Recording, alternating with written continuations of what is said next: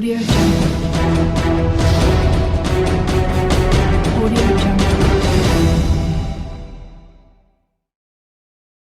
Indonesia berhak kuasai gugusan pulau pasir di Laut Timur. Gugusan pulau pasir atau Australia menyebutnya Ashmore Reef memang tidak banyak dikenal oleh masyarakat Indonesia. Hal ini karena polemik perebutan gugusan pulau pasir ini tidak seheboh kasus Sipadan dan Ligitan atau juga Blok Ambalat. Yang kedua, kasus itu melibatkan Indonesia dan Malaysia. Gugusan pulau pasir di Laut Timur terletak sejauh 320 km dari pantai barat utara Australia. Namun, hanya 140 km di sebelah selatan Pulau Rote, Nusa Tenggara Timur, Indonesia. Berdasarkan sejarah, sebelum zaman kolonial, gugusan pulau pasir yang kini disebut Ashmore Reef sebenarnya merupakan bagian integral dari bangsa Indonesia. Klaim itu diindikasikan dengan banyaknya nelayan tradisional Indonesia yang sudah sejak lama beroperasi di sekitar gugusan pulau pasir sampai ke daratan Broome, Australia untuk mencari ikan. Di samping itu juga terdapat kuburan-kuburan para leluhur Rote dan bermacam-macam artefak lainnya di gugusan pulau pasir. Di pulau itu juga dijadikan sebagai lokasi beristirahat nelayan setelah semalam suntuk menangkap tripang dan ikan di kawasan perairan pulau pasir. Di pulau pasir sering digunakan sebagai tempat transit oleh nelayan-nelayan Indonesia dari kawasan lain ketika mereka berlayar jauh ke selatan Indonesia seperti ke perairan pulau Rote. Namun, semenjak dilakukan ada nota kesepahaman antara Indonesia dan Australia pada tahun 1974, Australia justru langsung mengklaim bahwa pulau pasir itu miliknya. Hal ini merugikan Indonesia.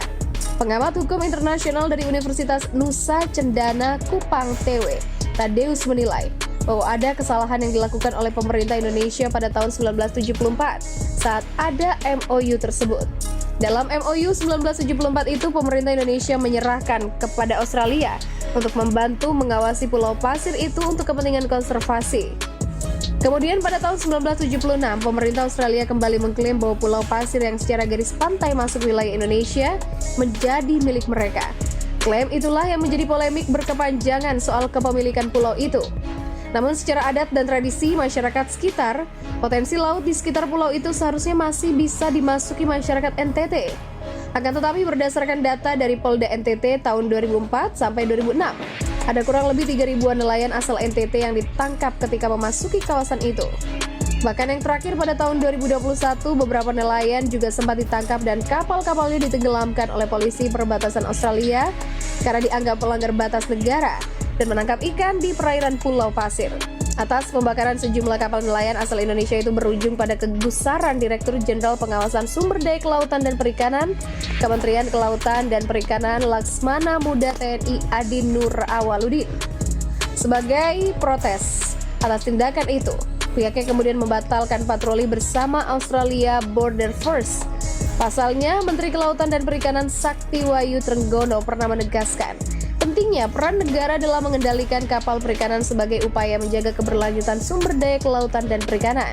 Pulau Pasir beserta kawasan di sekitarnya diperkirakan memiliki kandungan minyak dan gas bumi cukup besar, sehingga terdapat eksplorasi migas di lokasi tersebut. Oleh karena itu, Yayasan Peduli Timor Barat bersama dengan Pusat Penelitian Jubil Australia pada September 2022 mendesak pemerintah Australia segera menghentikan pengeboran minyak dan gas di perairan gugus Pulau Pasir